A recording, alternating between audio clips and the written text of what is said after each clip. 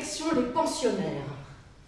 Cette maison est censée être destinée aux femmes de la meilleure société. Madame Isbert, avez-vous des nouvelles de votre fille?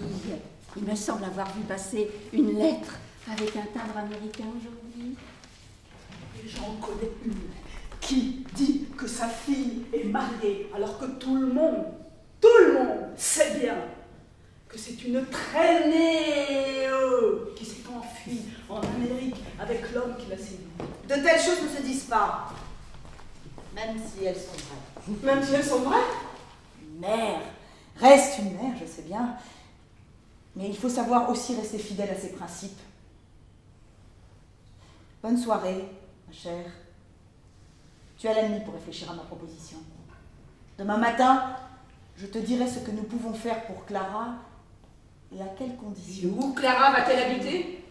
Tu viens de me dépouiller du seul bien qui me restait, mon nom, ma réputation, tout ce qui rendait ma vie ici supportable.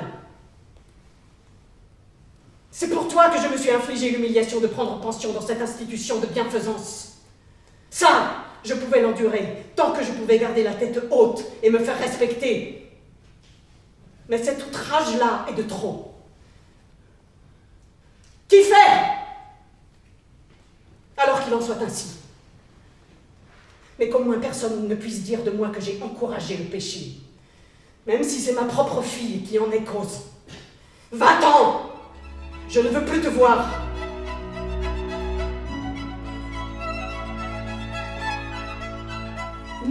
C'est aussi un jeune homme très charmant et sa position de député ne gâte rien. Cela serait un très bon parti pour Mademoiselle Arla. Une si bonne famille.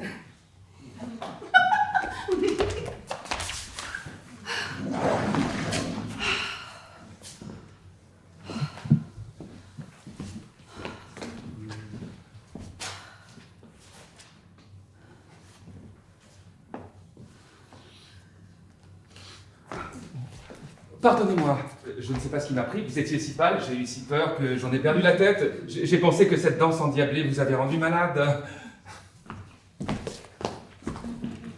Croyez-moi, mademoiselle Arla, un homme comme Lagerschuld ne mérite pas d'occuper la plus petite place dans l'esprit d'une femme comme vous. Vous êtes trop bien pour lui.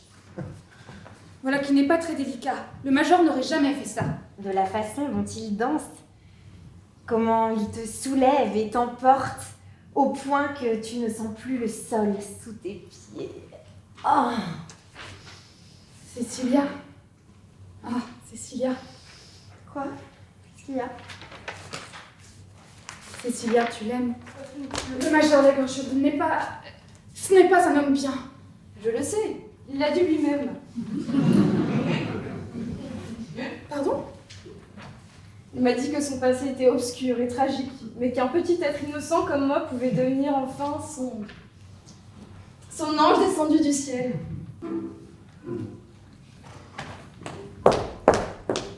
Tu es toute seule? Personne ne t'a vu la danser? Non. Mais je viens juste de voir le major Lagerschuld s'incliner devant toi. Il ne t'a pas invité? Si, pour une polka. Il doit bien savoir pourtant que tu ne danses pas la polka. Il le sait. Et pourtant, c'est toujours pour la polka qu'il m'invite.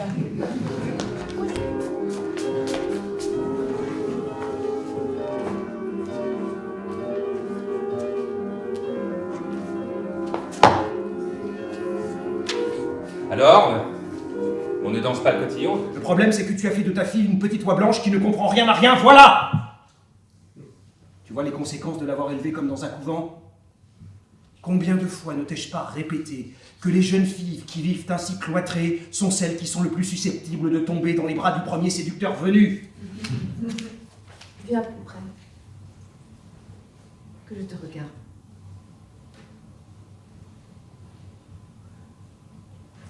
Pauvre enfant. Je devais te le dire.